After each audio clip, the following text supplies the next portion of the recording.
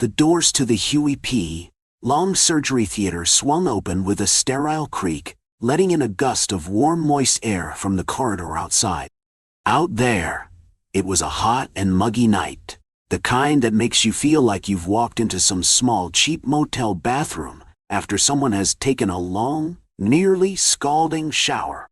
But here, where everything was refrigerated and sterile, the air was as cool and crisp as a mouthful of nickels.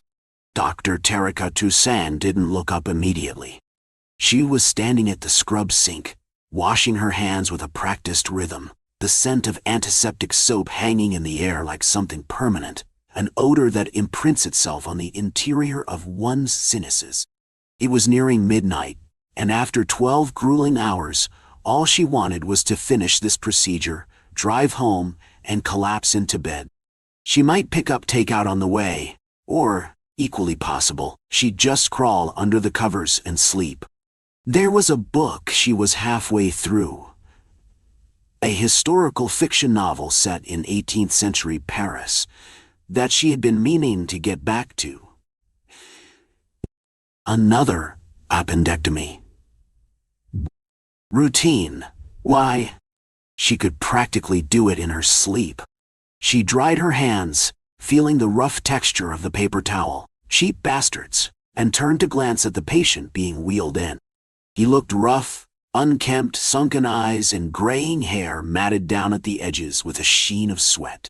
He groaned, clutching his abdomen in pain, and the heart monitor pulsed faster, reflecting the depths of his distress.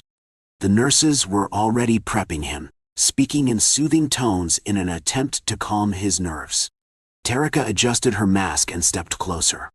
"How we doing?" she asked in her usual calm, detached tone, perfected over years of practice.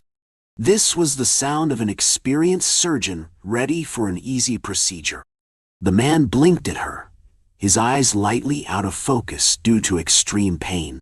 It hurts," he groaned, his voice gravelly as if each word were a burden.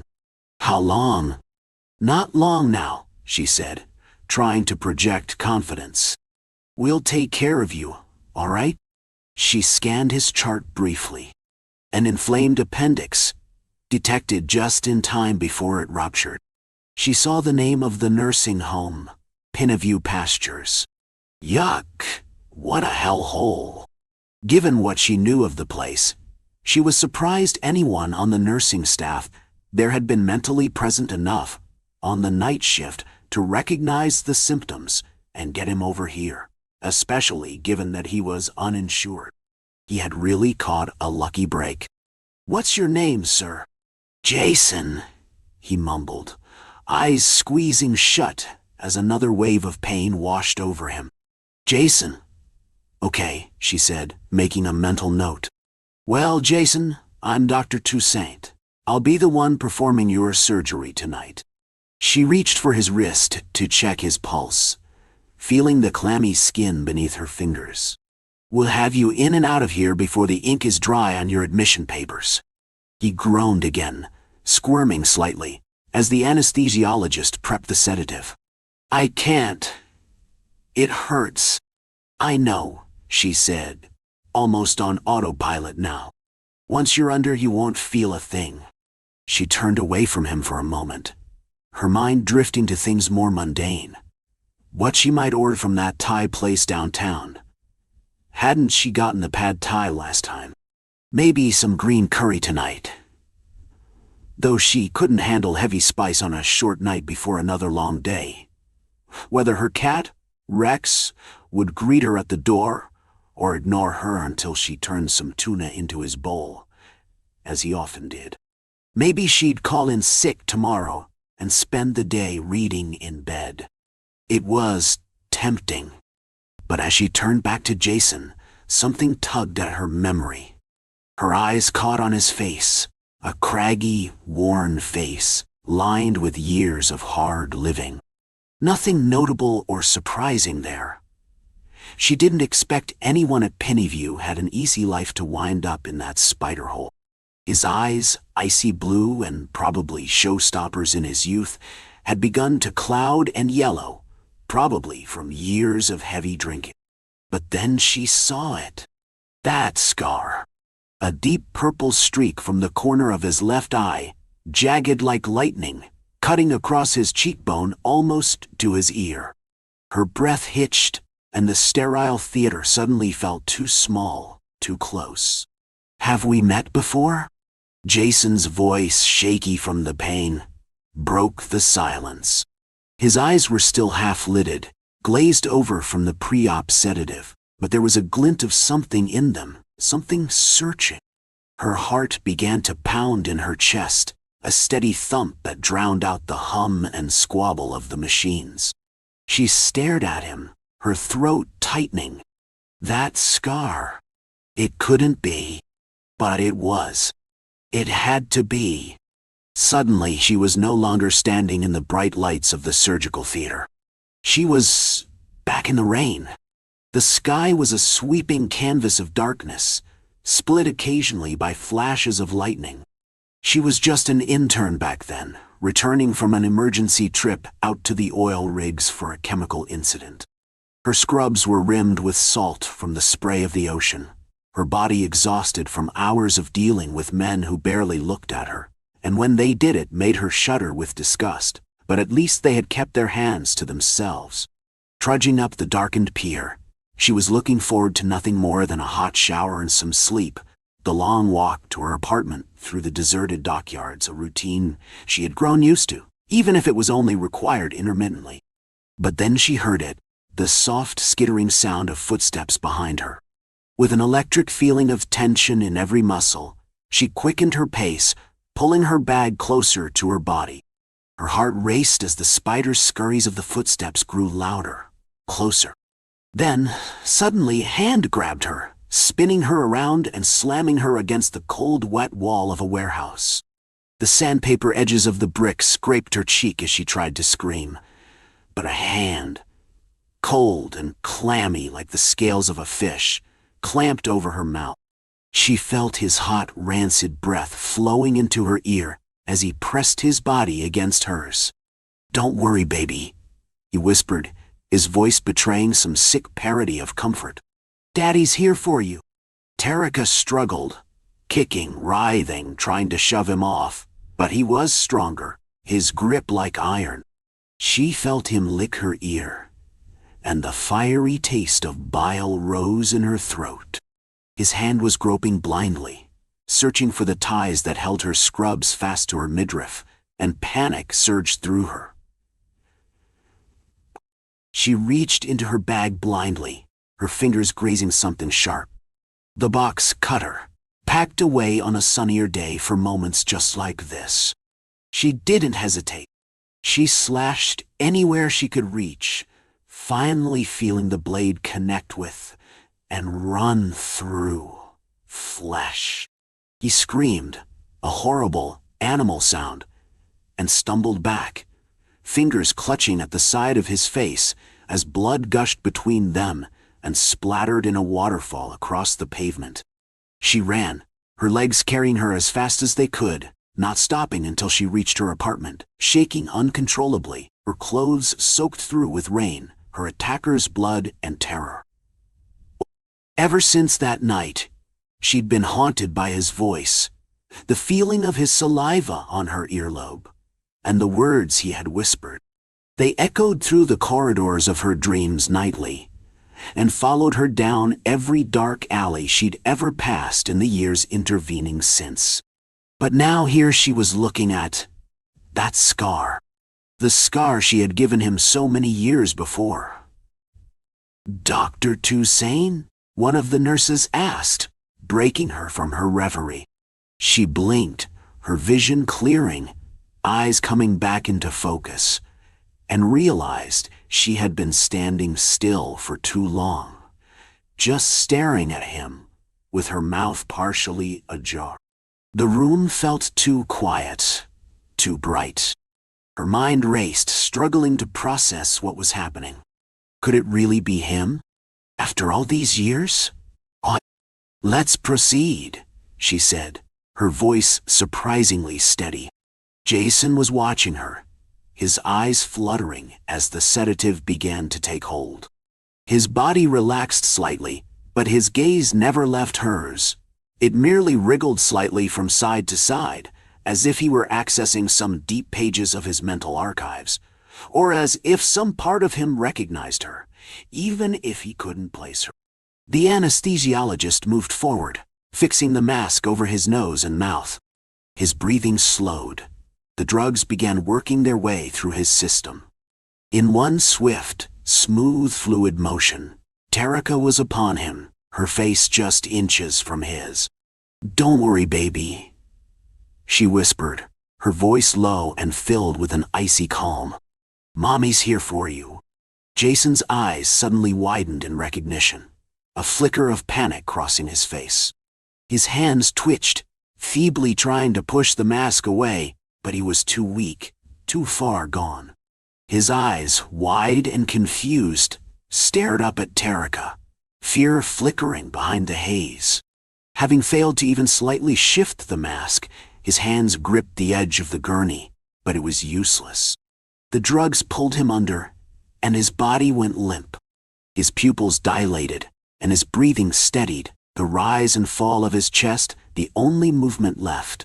Tarika stood there for a moment, staring down at him, her heart racing. The power she held over him in that moment was intoxicating. The man who had haunted her nightmares for years was now utterly helpless, lying before her, completely at her mercy.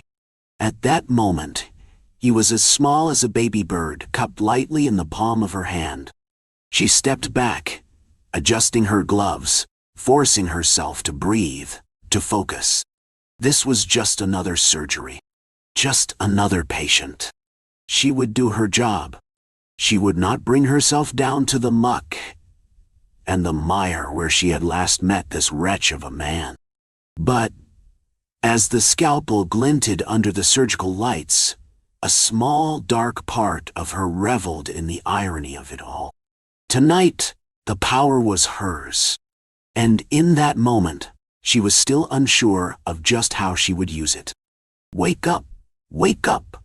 John Miller heard the psychologist attempt to pull him out of the dark in a dominating yet cautious whisper.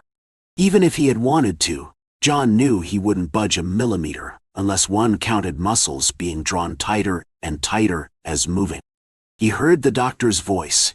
He knew what it wanted of him, but he knew it could have been the voice of the 10 to 15 psychologists with whom he had met before, and who all endured the same non-physical response. They had to accept. John Miller was frozen. He was frozen deep in the throes of sleep paralysis. His arms were locked, his leg muscles taut and unflinching, and although his back arched, elevating upwards, it was a pained involuntary movement. As if that slight movement, one of the very few he could control, would remove the heavy oppressing weight that was now pressing heavily down on his chest. John Miller heard his mouth begging, pleading, wanting to let out a deafening cry. But instead of that anguished yell he needed to allow to get out, all he heard himself muster out was a weak, panting, gargling noise rising and falling from his own pulsating chest. The psychologist gently rocked him, his voice still stern, yet now repeating, "John, John," and then one final time in what seemed like desperation, "John?" With a deep inhale that one usually associated with a drowning victim being pulled out of the sea seconds before death, John pulled himself up and inhaled air desperately. He took an embarrassed glance at the doctor who had guided him from the horrors that John Miller had called sleep his whole life, and feeling safe, or at the least, safer in seeing the doctor's presence, immediately turned his head and studied the corner of the room where he had last seen the still unidentified man coming at him. The tall, thin man. The ghostly-looking, sickly, hunched-over man. John could probably identify the man before he could his own mother. Although, unlike his mother, this man had not changed with age. He had and always would look exactly the same, and do exactly the same thing. rapidly approached no matter what time of day and on what he was sleeping, be it the bed in his own room or be it the seat-back position of an airplane. He knew many things about the man who stalked him nightly. The man used precise, seemingly timed to perfection steps. He had an evil, toothy grin that covered the lower half of his face. And even though he tried to see it a few times in his youth, he knew that the upper half of the face was nearly unidentifiable under his brimmed hat. And John shook off a chill, mentally acknowledging the smile that widened as John tried desperately, and failed horribly, at the simple task of waking himself up.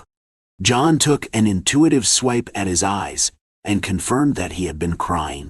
He pulled his knees up to his chest and rested his head on his them, catching his breath, before once again confirming that the man was not in the darkened corner of the room. He knew internally that if the man were in the corner of the room, John wouldn't be able to see him, it, after all, being night. But it was a relief all the same that the man who had been approaching him, the man who stalked him nightly, and who had driven him to the point of madness, had at the least retreated to the shadows. Did you hear the sounds again? It was the psychologist speaking. He was right next to him, a clipboard on his lap capturing whatever light it could from a non-invasive, clipped-to-the-bedpost reading lamp. The psychologist's pen scribbled ceaselessly on the paper, the doctor seemingly taking copious notes on John's awakening process. John knew that the thing he saw, the shadow man, the entity, the dark man, had stormed out of a corner of the room on the opposite side of the room from the observing note-taking doctor, just as the thing he saw had done for a much younger him when his mother would lay in the bed next to him, his father. And as he grew older, the women he had managed to get to stay over his. And even though they had been forewarned of what John saw nightly, he even telling them the reason that his mother had told him and all the doctors he had seen when he was younger, that his terrors started around the time a young woman was killed in his hometown. They had all underestimated the fear they would hear elicited from John, none ever taking the opportunity to experience a second evening of their lovers' night terrors. John Miller again checked the shadows, as if the man who had crept out of corners to scare the bejesus out of him nightly, and John had had a secret pact that these nightly moments were moments shared between them and them alone, and not some outsider with a degree on his wall and a book contract with Oxford University Press Psychology Department, exploring John and others like his fragile mind, post the events of sleep paralysis. There was the buzzing. Yes, he said, giving the psychologist the answer he knew he wanted. Was he psychologist number 10, number 12, number 15? John once again pondered this to himself, searching his memory for a name for the man removing suction devices from John's chest and the sides of John's head, the machine they were connected to casting a soft glow on John's body. Yes, John repeated, the name still not coming to him no matter how deep he reached. When a name did not occur, John continued with a disinterested, "Ice." There was a buzzing sound, like flies entering a room en masse. This psychologist was exploring auditory reasons for sleep paralysis. Other psychologists had explored sleep positions, diet before sleep, sexuality, and there was even one incompetent professor studying sleep paralysis who wished to somehow connect the mobile phone and the nightmare-inducing paralysis, which he was keenly observing, the dullard not having researched enough to know that the disorder had been traced back centuries, even garnering mention by Ebenezer Scrooge in Charles Dickens. And that was the irony. Centuries and centuries of religious leaders, doctors, scientists, and psychologists had been researching and studying sleep paralysis, and there was still no answer. There was no way to prevent this nightmare from occurring again and again. And the voice? The psychologist asked, concerned. Did he? The doctor paused. Did it speak Latin again? John Miller felt like he could crawl back up and inside of himself. Anxiously, he studied the corner of the room, waiting for the tall, thin man in black to start his evenly paced strut towards him. But there was no one, or better yet, nothing there. Just a darkened corner, suffocated from any of the light that the desk lamp the psychologist was sitting next to and his fancy machines provided. "I must say," the psychologist interjected, making John Miller feel like the psychologist really wanted him to collect his thoughts and get a move on, that his wife was making a pot roast and that John Miller was going to cause the gravy to dry up, leaving a dry and tasteless piece of meat for dinner. "Of all the patients I have seen, you are the only one to say you know the voice, or better yet, to whom the voice belongs." "I don't know that," John interjected, countering any take that the psychologist might have been constructing. "I mean seriously, the voice speaks Latin." "Latin? How many people still speak Latin? How often would I, as a child growing up in the 70s and 80s on Long Island, New York, have been exposed to Latin? A few demon possession horror films where the devil speaks the same language as the once mighty and now languished Roman Empire, and some terms chiseled into some arcane American monument we visited in high school, where nations founded say." "Right. Of course," the psychologist responded, concerned. It was obvious that the psychologist was very focused on some belief that John knew the man in the night terror, the Latin speaker, who repeated the same thing every time he pushed himself out of his corner, hidey hole, and made his way to John's bed, where he presented to crush the air out of John. "And you've never Google translated the voice?" "Ow. No?" John paused, considering it, then remembering that he knew absolutely no Latin at all. Furthermore, even if he did try and see what was being said, he wouldn't know if the words or even the sounds that he was writing out were the correct ones. "And have you recorded the message, with a phone or some such recording device?" "Ah, I don't. No. Why would I?"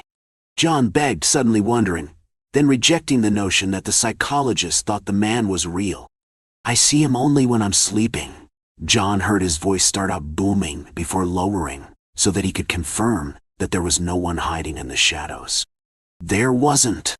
"Well, while there are oddities and abnormalities to your sleep paralysis, and while it's not unusual for someone to hear a voice while in the throes of encountering the nightmarish creature, you seem to be the one person I've encountered whose entity speaks a relatively dead language," he paused.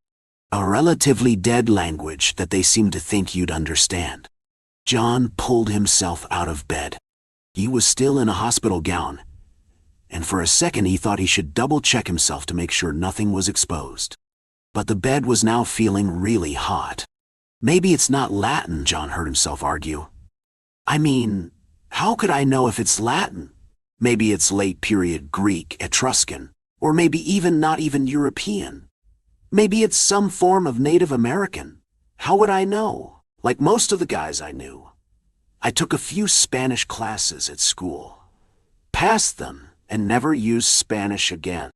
The psychologist wrote that information down, as if there were a clue there as to whatever ails his mind when it was supposed to be in the throes of sleep. "I only speak English," John heard himself confirm, in case the psychologist was making a mistake in his note-taking. The psychologist studied John for a long minute. "Why don't you lie down and go to sleep?" the doctor said, studying his notes in case he missed something while speaking. "Sleep? I told you at the prerequisite session that I can never get back to sleep after seeing." He heard himself gasp, as if the entity was on his chest again. I mean, he corrected, as if there had been a proper agreed-upon term to use with the doctor for the man who appeared in his sleep. "That thin man." "Lie down," the psychologist suggested, and John realized it really was a suggestion. Of course, several of the psychologists had tried to hypnotize John before, and of those quite a few tried it more than once. John did as commanded. The bed was no longer encased in that insufferable heat, and he laid his head on the pillows. The pillows he remembered from the beginning of the experiment as having been coarse, starchy, not the type that one would have at home or for comfort. But now they felt welcoming, soft. He even pondered for a second if the psychologist had switched the pillows, exchanging the hospital pillows for a set of down, fluffy pillows. He heard a distant voice say, "Go back. Go way back to where you first saw Latin." It came back in such an immediate flash that John half believed his mind was creating something simply to appease the psychologist. But as soon as he started to speak, John knew it was real. "I was young. The church. It had a carnival. Dad was gambling and I had to pee." John knew he was speaking aloud about what he was seeing, but he couldn't stop himself. It was like he had really had a desire to answer the psychologist. "I really had to pee. God, it hurt." John realized that he really was now feeling that desperate desire to go to the toilet. That it really was hurting. That he was physically and mentally becoming that boy again. "Dad, I have to pee," John said in a childlike voice. He suddenly became that boy again. Dad had a hot hand, John heard himself explain to the doctor in his much older, middle-aged voice. "He would tell me later it was a full house," John continued. "But where?" the childlike voice asked shrilly, John remembering that his dad had told him to go find a toilet, and that from the voice, John knew it came from an age where going to a public toilet required the parental escort that his father was not going to provide, not with that hand of cards. "My dad told me to go to the toilet inside," the adult John Miller reported to the psychologist, "and so I went into the church." "Yes, yes," the doctor responded. "Dr. Matoney." John's internal voice wanted to cry out, it suddenly remembering the doctor's name. A church, the psychologist went on. "That might be where you first saw Latin. That could be it." John thought he knew where the church toilet was, and he walked up to the altar. On one side was the statue of Saint Joseph, and on the other was the Blessed Virgin Mary. The toilet entry was next to Mary. John pushed open the heavy wooden door. There were two doors, one to the left and one straight ahead. The door straight ahead says John sounded it out in that childlike voice. "Thou shalt not enter here. Thou shalt not enter here." John repeated, "Thou is not Latin," the psychologist's voice sternly corrected. "It's arcane Germanic English for you plural."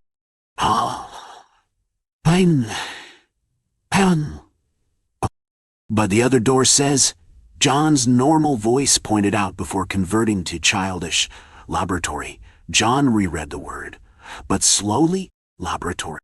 "Lavatory," the doctor corrected. That is actually Latin for washing up room, although in America we usually associate it with toilets. "I didn't know." John screamed aloud, the doctor's voice no longer trailing off, but instead coming to a complete halt. He felt the presence before he saw him. He was in the corner again. The shadow man, the entity, the dark man, he was awakening now. "John?" the doctor asked. "He's back," John whispered, still in a state of hypnosis, yet simultaneously feeling completely disconnected from the trance-aligned state. John, beyond desperate to go to the bathroom, pushed open the other door. The door with the sign, "Thou shalt not enter here," but John was no longer narrating. Instead, he walked cautiously into the room, it being a sacristy with an altar and a gold-encased bureau for sacred church objects. "John," the doctor pleaded, the one of 15 psychologists' names once again forgotten. "This is very dangerous. You need to tell me what is happening." "He's coming out of the corner," John said, seeing the man in real time and in dream time. John? Who is coming out of the corner? John? Describe him? You seem to know him. Ask him. Have we ever met before? Have we met before?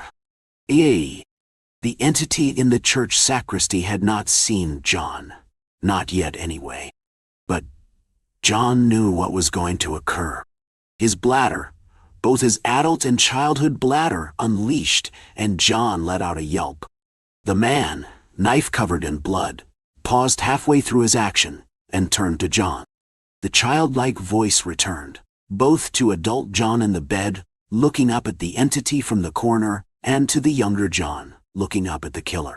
I needed to use the bathroom, John pleaded in a childlike whimper. The body on the sacristy altar, perhaps no longer held in place by its killer's hand, fell off the altar and hit the floor with a thud. The killer turned to see what the source of the sound was, and seeing his opportunity, the young John turned and ran, pulling the door heavily behind him. In the small alcove, John saw someone else entering the laboratory, although John could now make out what was surely a bathroom sink, and which a younger him would have probably assumed was a laboratory scrub-down area for disinfection. The absurdity of a younger him assuming that a church would have a laboratory only years later. The shadow man climbed on his chest, his weight pressing down. And John suddenly realized, all these years, and he could have described the killer to the police. John, the psychologist cried out. Speak to me, John. The doctor, Dr. Matoney, John once again remembered, tried to gently rock John awake. But John knew there was no point. No amount of shaking would get the bean off John's chest now. John Miller closed his eyes and let the darkness embrace him. Ah! The sea of darkness glimmered like black onyx, silent against a full, oblong moon. To the east, an autumn draft stirred. Footsteps scuttled about like the mice, scavenging their next meal as heads bobbed and weaved over the side of the bark cargo ship, straining for a glimpse of the obscurity below. A woman, clinging to a sliver of driftwood, her knuckles bone white, gently rocking to the cradle of waves against the lullaby of the sea. As they hoisted her stiff body upwards, her arms and legs dangled limply, like a rag doll. Picked up from a puddle, salt water rained from the frill of her Edwardian dress, the expensive fabric, weathered with salinity. Her curly blonde wisps, heavy with wetness, cascaded down to her hips, sticking to the pale flesh of her cheeks. Despite the circumstance, she looked peaceful, a sleeping siren from wives' tales pulled from the sea. Give her some water, get a blanket. She's already dead. A cacophony of opinions rang out about the crew, unsure what to make of the young woman lying on the oakwood deck. I inched forward as if afraid my proximity would stir the dead, yet the rise and fall of her bosom assured me that life was within her still, however fleeting, clinged on. A moment passed. I swallowed, steadying my hand to reach out to her. A beat. Then her eyelids fluttered and flew open. Blue irises like incinerating flames seared into me. My heart thundered in my ears. Her face was still, betraying no emotions. They bore into me, searching for something hidden, something buried. I felt her gaze, deep, and her fury, ravaging. Though I had no memory of her, she felt faintly familiar. I. Her syllable came out in a breath. She was obviously at her physical limit. Her body trembled, and she coughed up yellow phlegm mixed with the sea. It's you, she seethed through her chattering teeth, eyes locked to my face. Her hands quivered when she spoke as if her life's essence was seeping out with her words. How fascinating. I noted the sailors' expressions, their eyes wide in confusion, clothes stinking with the musk of hard travel. 20 eyes inching towards hesitant accusation. She's in shock, I said calmly to no one. To everyone. She needs warmth, Fix her some dry clothes and give her food, I stated. I was a doctor after all, and they would listen to my advice. A young sailor, face sprinkled with the red buds of puberty, reached out to touch her shoulders. She flinched away, arms pulled against her chest, flicking cold water around as she shook her head, and attempted to scream, but only a loud, shrill voice came out. "Don't touch me!" She slid backwards, propelling herself with her arms and legs like a salamander, snaking her small, frail body against the ship's railing. Monster. Her pale, slender finger pointed accusingly at me, chest rising and falling with each heavy breath.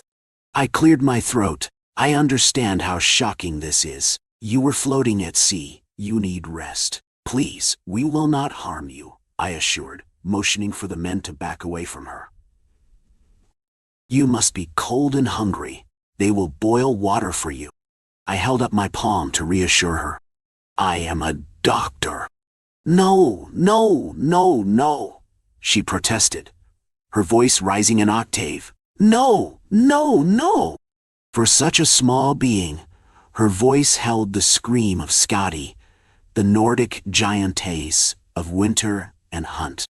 She protested until her tired limbs betrayed her, and her eyes rolled into her skull. Are you feeling any better? I asked. Dawn light peeked through the porthole, casting white orbs onto the oakwood walls. The tea, warm, in the cup I offered her.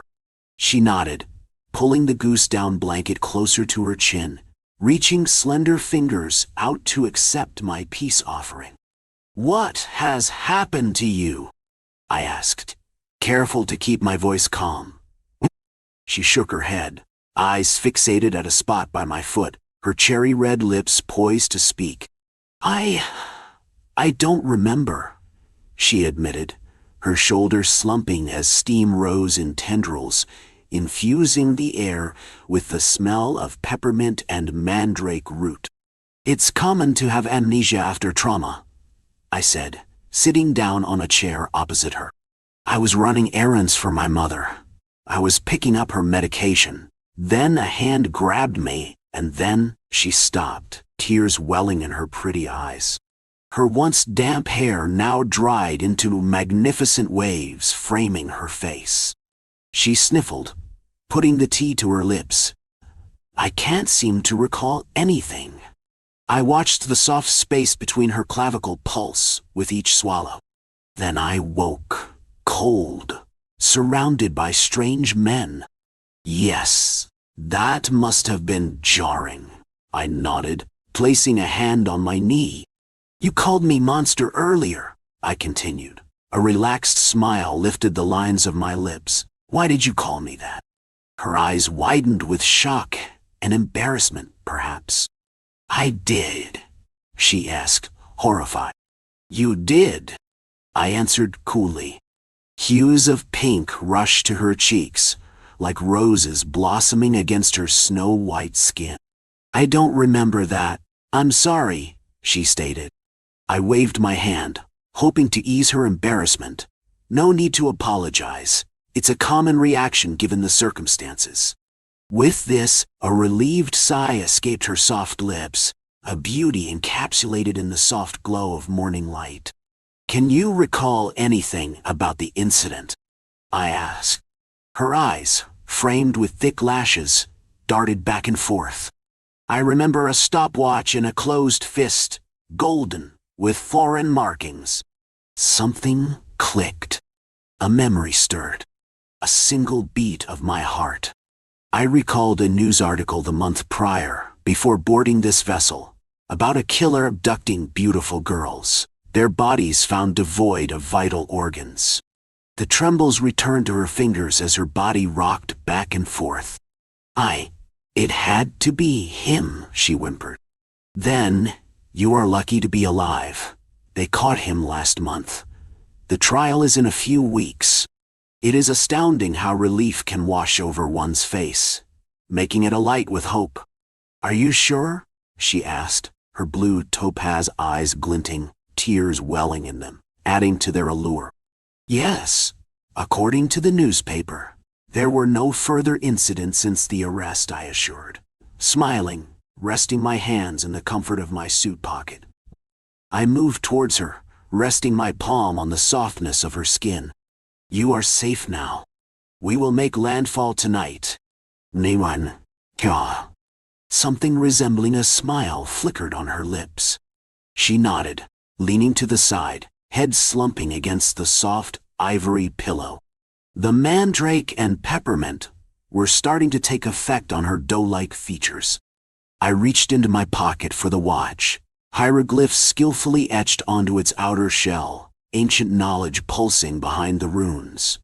Precisely 2 minutes. That's how long it took for mandrake sedation. How marvelous. Where did you get that? She asked, voice barely above a whisper. I could see the revelation seeping into her features, slowly, like a predator inching towards its prey. The pulse in her neck, quickening, the truth slowly unraveling before her eyes. Then it appeared, bright and vivid on her angular cheeks, the emotion I've come to relish. Fear. She was caught in its talons. She struggled to resist my touch, though her body was slow and uncoordinated. Satisfaction coursed through my veins, the feeling of raw power cocooning in my chest. This? I held the stopwatch. The light danced off its shiny exterior. It's a keepsake from my travels to Egypt. The horror now froze on her face like a mask. I closed the watch in my hand, hearing the satisfying click. Did you know the ancient Egyptians believed in human sacrifice? Various organs were used as medicine. I offered conversationally. In my own findings, the more beautiful the donor, the more effective the result. I slid it back into my pocket. She was fighting it now. Her lips parted, but only a croak escaped. You, monst, she managed, but sleep had risen to claim her. Rest now. You need it. A new world of science and medicine. And donors await me tomorrow. I'm not what you'd necessarily call a social person. I like people. I love hearing life stories. I work with people daily at the hospital, and it's incredibly rewarding. When I'm clocked out, though, I prefer people watching. When you see people from a distance, you can catch the pieces of themselves that they usually keep hidden. The hidden lingering touches between two friends go out day. The blank stare into a cup. That switched on to a glowing smile when someone says hello, then disappears just as fast when they excuse themselves. The eyes that search a crowd, not for someone, but for anyone. They are moments of private authenticity, and they are more fascinating to me than any story someone could weave me about their successes. I have a routine. I pick a bar, or a lounge, or just a coffee shop. I settle in with a drink, sometimes a book, if I want to send particularly clear. Not interested in talking to anyone, not even use signals. And watch. Usually, if someone tries to talk to me, I'll use the book as an excuse to end our conversation. Then I go back to my hobby of observing. Tonight's not a usual night. Tonight, there is someone I can't stop looking at, no matter how hard I try. Every time I lift my eyes from my book to take a drink of my cocktail and peruse the lives around me, I catch her looking. She is gorgeous, with dark hair made up into a pin-up girl style, perfectly styled eyeliner, and skirt that looks like it was custom-made to draw every eye to her. I've been at the bar for about an hour when she slides into the seat next to me. Her lips are a precisely drawn matte red, and they tip into a confident, sly smile. Hi, she says. Hi, I say. Can I buy you a drink?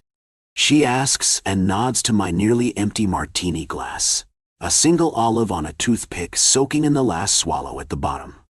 I smile back, wings of birds and butterflies shivering to life in my chest. Sure. While we wait for the bartender to work her way down the line of waiting customers, she compliments my dress and jacket, and I compliment her makeup. There's a trill in the air, the beats of a careful dance that must be done in moments like this. Seriously, your eyeliner is amazing. Your eyes are stunning. I want to stare into them, but I don't want to make you uncomfortable. Thank you. Your dress is beautiful. Vintage? Yes, I got it from a place in South Park called Milk Money near the Smash Burger place. Are you only looking at my clothes? Would you like to see what's underneath? I love that place. I get a lot of my stuff there. My name's Kayla.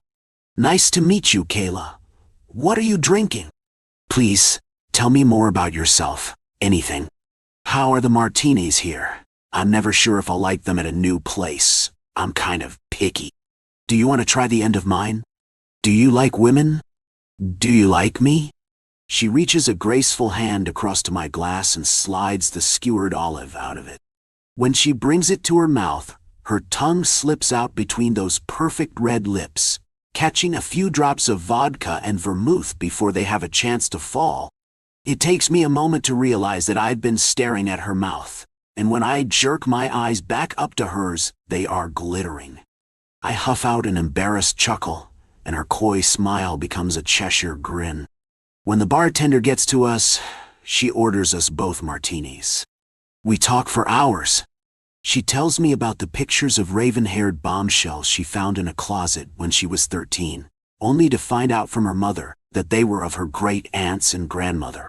I tell her about never knowing what to do with myself until a friend took me a vintage store in college and discovering an entire generation of attire that made me feel at home in my own skin for the first time.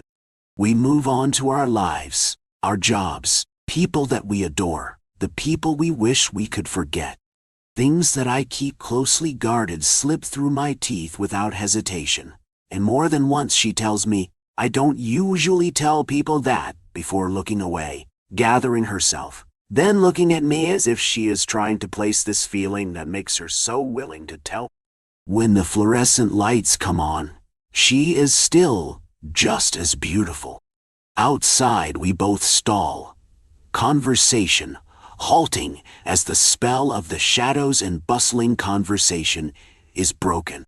Just as she is saying, well, I guess this is it.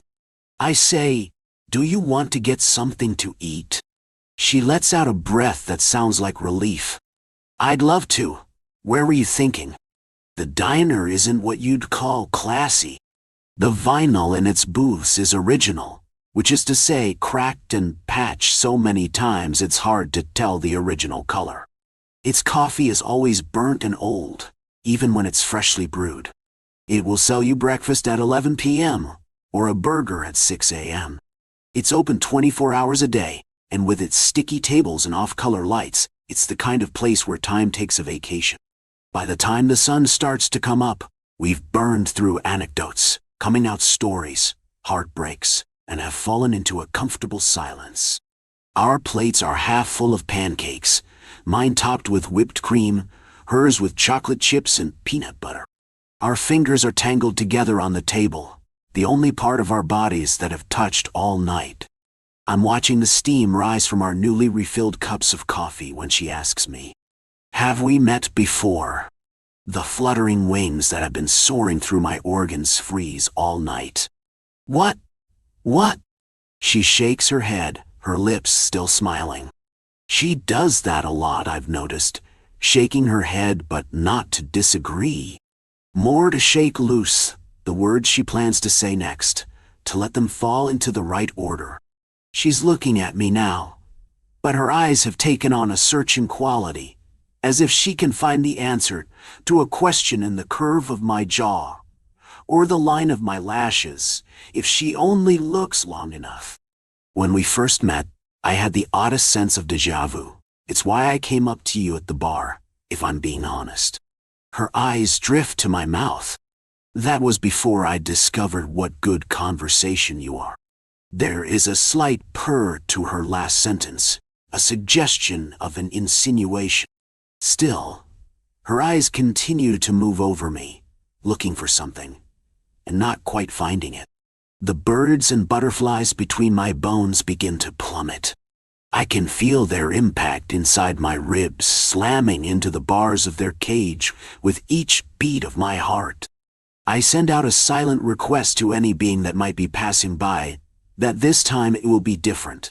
That this time it could just be that a beautiful, smart woman saw me in a bar, believed in fate, thought I looked a little like that one girl from that one place, and wanted to buy me a drink.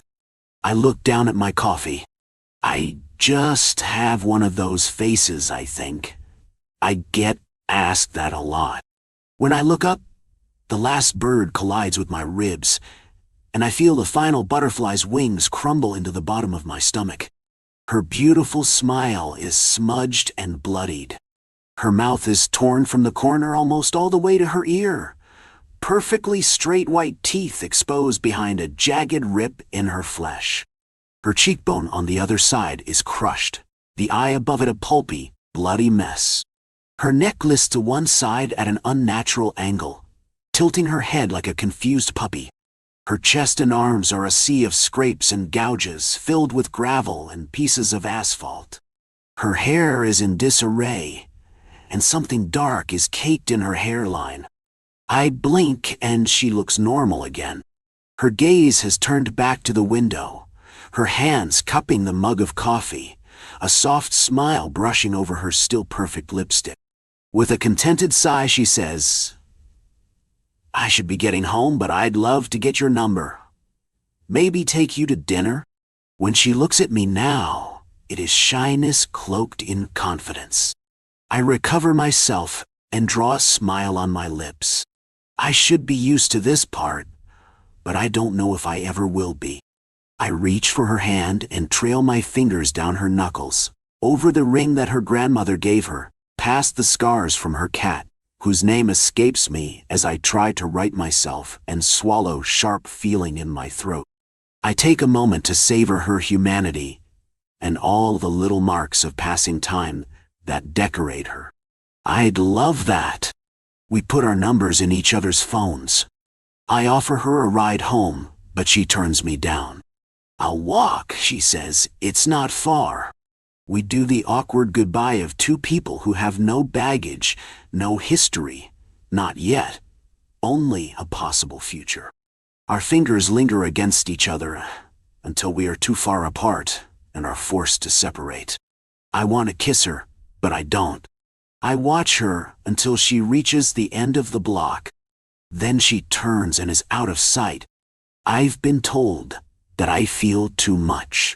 That I should be able to do my job without a chasm opening inside of my chest each time. Sometimes I can. If I meet them right at the end, when my feet are no longer on the living side of the world, and their loved ones can dismiss their questioning of the air as a part of the process of letting go. "Have we met before?" the old man asks me from his hospital bed. "Have we met before?" the child asks me while waiting for the school bus. "Have we met before?" the woman asks me in the elevator. I'm honest with them. Sometimes we have crossed paths. Often, we haven't. Often, I am simply the welcoming face that they will see as they are guided away from the side of the world that they have known all their lives. I hold them if they cry, walk silently if they don't, make small talk if they like. I make myself whatever they need after their heart has stopped beating. I hope that she will be taken to a hospital, that she will be cared for, have every attempt made to save her life, and that when we meet again, it will be with her holding the hand of a tearful parent or friend with love on their lips. Unfortunately, the car that hits her is speeding through the empty alley behind her apartment building, impatient to get around a late-night traffic jam caused by roadwork. She is hit, dragged, then left behind when the inhabitants of the vehicle panic and flee.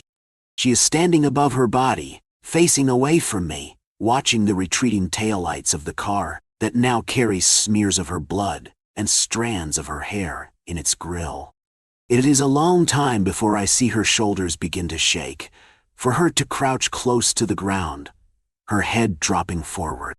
Sobs too rich, too deep, too buried to rattle out into the world, turn her breaths into gasps. I move next to her and place my hand on her shoulder. She looks up at me with those stunning, perfectly lined eyes, her beautiful red mouth hanging open in pain and disbelief. There is not a hair out of place. Though her tears drip down her cheeks, they leave no mark, smudge no makeup, leave no puddle on the ground. When she finally speaks, she says, "Those motherfuckers." Yeah, I know. What am I supposed to do now? Come with me. She looks between me, her broken body, and the mouth of the alley. I'm sorry, she says, watery, wide eyes landing on me again. Have we met before? The chasm in my chest cracks open just a little bit more. And I want to say, ice. Yes, we have. You want to get dinner with me, and I want to hear every word that you will ever speak until the day the sun explodes. You have left breadcrumbs of yourself that I want to follow until I find the whole of you. You have given me the corners of yourself, and I want to learn the rest of your architecture. Instead, I smile, soft, kind, the antithesis of the jagged feeling in my chest. Yeah, I tell her we have dinner plans, remember? Her eyes flash with a moment of recognition, a buffeted ship spying a lighthouse in the storm. Oh yes, right. I'm sorry. Yeah, let's go. I help her up, and we begin to walk down the alley, away from the body of a woman, towards the place where the car fled into the night, the place where a road is supposed to be. There are no streetlights, no cars, no sidewalk. Instead, there is a soft, welcoming darkness, spotted with floating warm lights, hanging guideposts to light our way. I like your ring, I tell her. Oh, thank you. She touches it and smiles, just like she had at the diner. It was my grandmother's. We pass the brick walls of the apartment buildings that flank the alley and step into the darkness. Above, the stars disappear.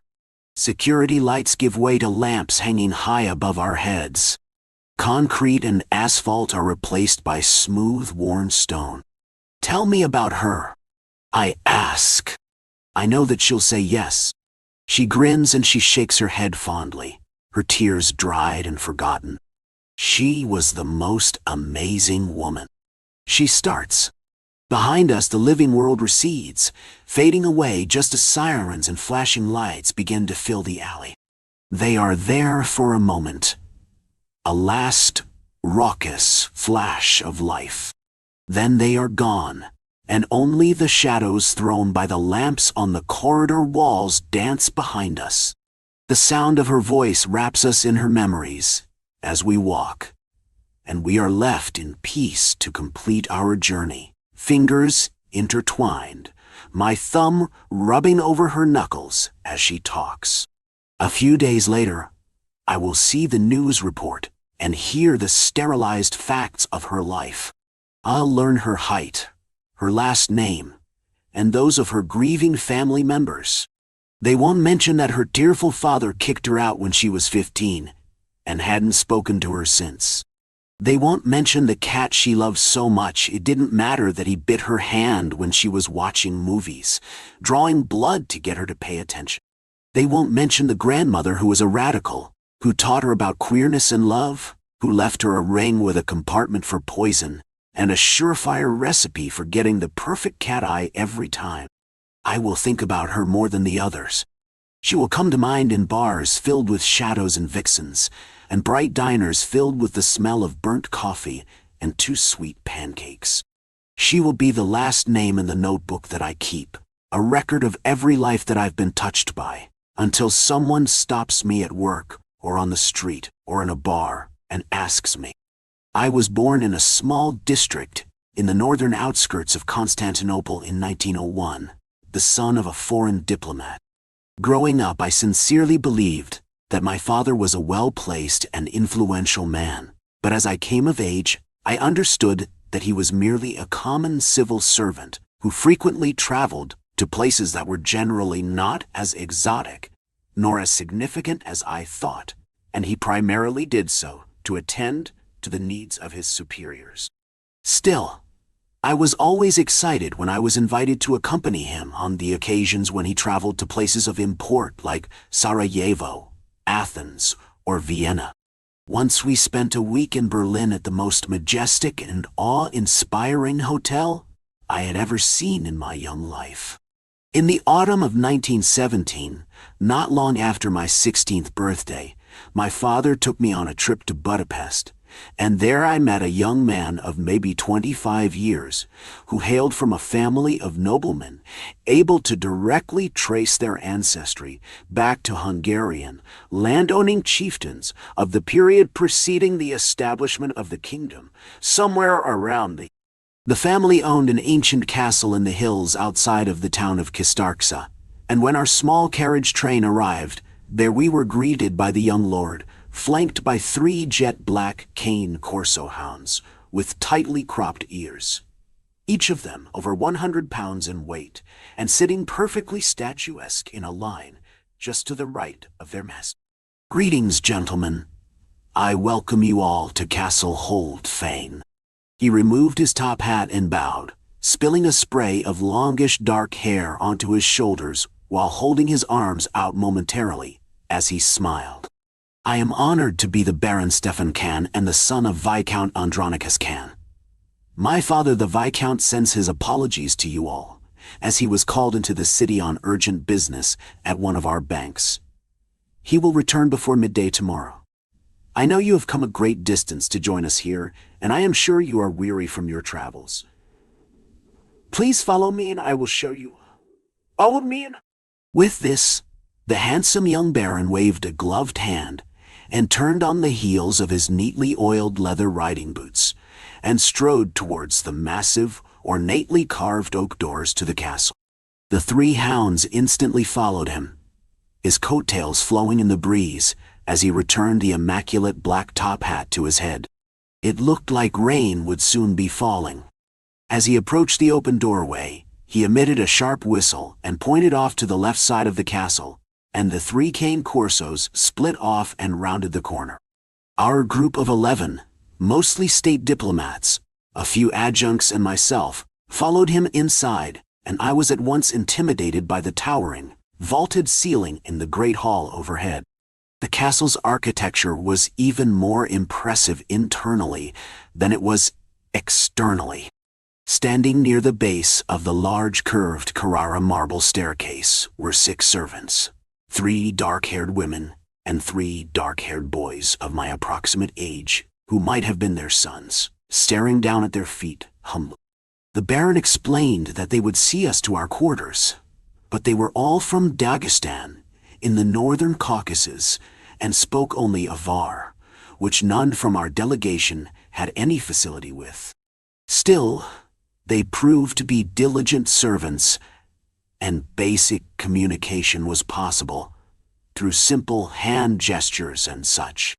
I was able to unpack and wash up a bit, and less than an hour later, we were all seated at the long dining room table with a sumptuous feast laid out before us. I remember I was quite famished after a long day of travel. Well, it's a rather provincial lifestyle here, as I'm sure you must know. But we do have our hobbies and various forms of entertainment, the Baron said, after we had finished our second course.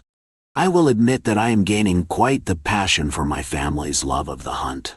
We have game of all types in these surrounding hills, and I find myself out there as often as my obligations allow these days. You will have noticed many of the mountings here in this hall, I am sure. Some go back more than 300 years to the time when my ancestors hunted with bow, arrow, or sometimes with the spear. He laughed softly, then pointed at the head of a 12-point red buck mounted on the wall to his left, without looking up at it as he stabbed a bite of roast beef with his fork. "Shot that fine fellow there last April, I did. and I'm quite certain I could not have scratched him even once with 100 arrows if he was willing to stand stock still before me for the whole affair. Everyone laughed. I liked him. I think we all did. But formally, our delegation was there to discuss matters of trade and commerce, and the Viscount was expected to be there to greet us. Some of the senior members of our group seemed a bit put off by his absence, but the Baron explained that he knew his father's will and had the authority to speak on his behalf. Some initial questions were posed, some preliminary answers were provided, and it was agreed that there would be a formal meeting the following afternoon to discuss these topics in greater detail, at which time the Viscount would be present. I knew I would not be invited to this gathering, so I was pleased when the Baron told me that his valet would be happy to take me out riding at that time, weather permitting. On our way back to our quarters after dinner, I noticed the shield hanging from the wall with the Can family crest painted on it. The small cuts and dents across its surface betrayed its prior use in battle, but did not mar the image it bore. The shield was black, and below a blood-red bear sinister sat a white and red family coat of arms, showing a full moon shining down on a great sword perched beside a snarling wolf, ready to pounce. Beneath this were the words, "A hold fonyanel vada sunk .gort." I had napped for several hours on the train to Budapest that afternoon, and as a result, I found it difficult to find sleep that night. I sat in a chair next to the window in my room and read a book, by the light of a few candles, and hoped that this might help me retire for the night, as it often does. But a short time later, I saw a man riding out from the estate on a black stallion, and though the moonlight was strong, I hadn't the proper angle to see the rider's face. Less than an hour later, I was still reading when I heard the sound of a wicker and saw the stallion walking back onto the grounds of the estate, riderless. The 3 black cane corsos quickly surrounded it and led the horse around the castle towards the stables, in the rear and out of my sight. I read on for a while longer, and soon enough, mercifully, Dostoevsky succeeded in putting me to sleep.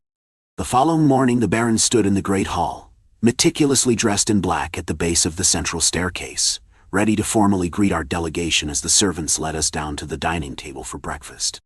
He had a large rhinoceros horn in his hands, and a smile on his lips. "Good morning, my friends. I hope you all slept well and awoke with a strong appetite for a breakfast which awaits you now. But first, I thought you might be interested to see this family artifact. When my father finished his duty in the Second Boer War, he traveled to the Lake Chad region where he had the opportunity to participate in a hunt and was able to take a white rhino." He raised his free hand in gesture to the many mounted heads of deer and boar and various other species adorning the walls. "As I mentioned last night, my family has a long-held heritage of love and respect for the hunt." He then handed the horn to me first, and I inspected it with earnest attention before passing it to my father, who did the same, and then handed it on to his direct superior. The rhino horn made the rounds, and was soon returned to the Baron, who handed it off to a servant, and then led us to the dining table.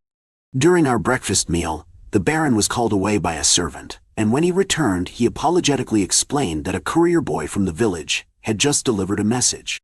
His father, the Viscount of Holdfane, would not be able to return today. However, he again assured our delegation that he knew his father's wishes and was authorized to speak on his behalf.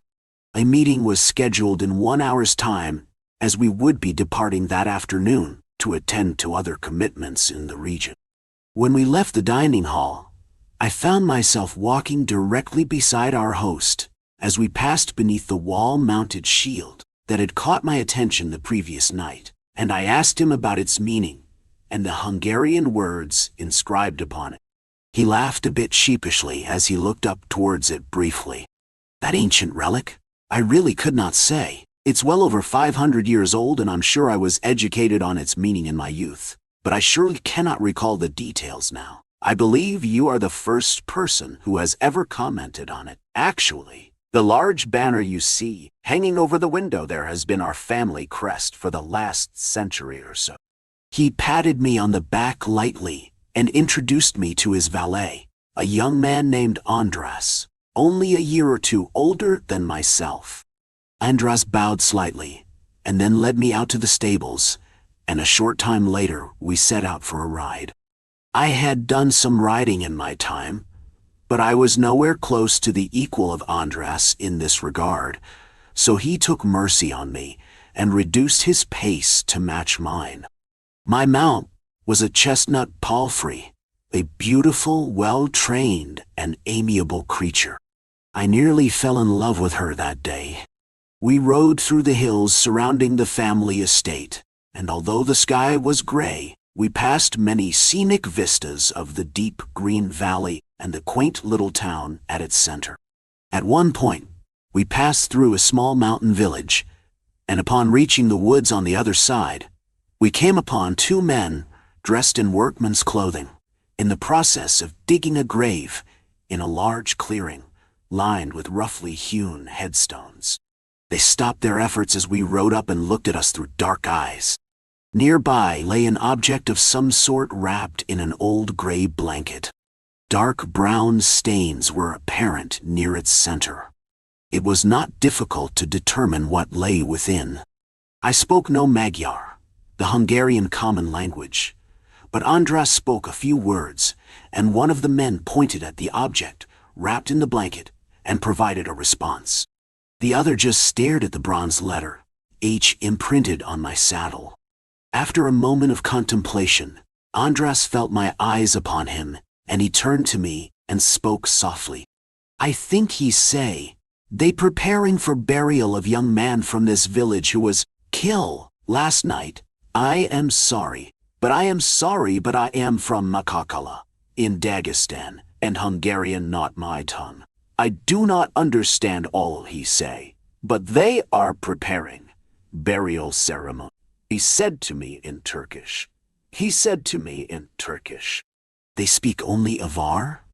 We lowered our heads as we rode off, and about an hour later, we arrived back at the estate just as the rain began to fall, the 3 midnight black cane Corsos greeting us silently upon our return, and following us back to the stables. A few hours before sunset that day, I left Castle Holdfane with the rest of our delegation, and I would not see the ancient estate again for almost 3 decades, on another rainy day, in July of 1946. As the embers of the Second World War were beginning to cool, and I was just entering the latter years of my adult. After graduating from Bosphorus University in 1922, I followed in my father's footsteps and joined the diplomatic service in Turkey. Over time, I rose to a position exceeding my father's achievements, and he was sincerely proud of me. Not long after his retirement, I was formally attached to a group of trade delegates sent to Budapest in order to meet with a number of viscounts and barons and a few untitled but influential local businessmen to discuss matters of trade and lending. As it happened, my itinerary brought me back to Castle Holdfane, where I saw a familiar face. The 3 black cane Corso hounds I remembered were now replaced by 3 black bull mastiffs seated in a row. But the smile on the face of the young man who welcomed us to the estate was immediately familiar. "Greetings, gentlemen. I am the Baron Alexander Can, and I am most pleased to welcome you all to Castle Holdfane. My father, the Viscount Stefan Can, lord of this estate, bids me to apologize to you all on his behalf. He was unexpectedly called away to address some urgent business in Vienna the night before last, but he is expected to return tomorrow before noon. Please follow me, and It was much like a dream. This time the sharp whistle sent the hounds running off toward the right side of the castle, and the servants were no longer Dagestani. They were all Armenian now, and none from our delegation spoke their language. Not that I believed any would truly engage with us if we did, but the rest of it was all hauntingly familiar. It looked like rain would soon be falling. A welcome feast would be served within the hour. As we left the long dining table after a sumptuous meal, I looked up at the old shield bearing the ancient Can family crest, and asked the young baron about the words inscribed at the bottom. He smiled at me and shrugged slightly, and then smiled. If only I could remember. It has been so long. This gave me pause for a moment, but then I asked the question before I even gave it any true thought. Have we met before? He just smiled at me briefly, before turning to speak with the servant walking just to his right, in a language I did not know. Maybe it was Armenian. Maybe it was not. Again that night I found sleep evasive. I had napped on the train as usual, and the 2 glasses of Bordeaux I had with my dinner were not enough to send me off. I was reading Mircea Eliade's Near-Sighted Adolescent by the light of a few candles in a chair by the window when there was a quiet knock on the door just before it was softly pushed open and the Baron entered the room. He looked right past me, out the window over my shoulders for a moment, before he spoke. I have given it some thought, and I believe you are correct. We have indeed met once before. It was in 1917 when you visited our family estate with your father and the rest of his diplomatic cadre from Istanbul. Of course, it was known as Constantinople then. I have seen many such changes in my time. He paused then and stared directly at me. You have asked me twice now about the words on our family shield hanging down in the great hall, and I must confess that I did not answer you honestly when I claimed ignorance of their meaning. Those words are far more ancient than that shield. They translate to "we hunt by the light of the moon." He stepped towards the window and stood beside me, then stared up at the sky, and I saw that his eyes had begun to yellow when he looked back down at me. I can hold it back for a short time now, but not for very long, he said softly, shaking his head just a slight bit. There is a strong mount saddled and waiting for you right outside. I can promise you 15 minutes, but no more than that. I noticed the coarse, dark hair just beginning to sprout from the backside of his left hand as he turned to walk towards the door. When he got there, he paused and turned his head without fully looking back towards me, and then he spoke in a voice that suddenly bore a slightly guttural pitch. The end can be quick, or the end can be slow. Please, do not deny me the honor of a proper hunt. Ride hard, my friend. Ride fast. And with that, the ancient lord of Castle Holdfane departed and quietly closed the door, and I soon rode off from the estate at a hard gallop, with only the radiance of the full moon lighting my way.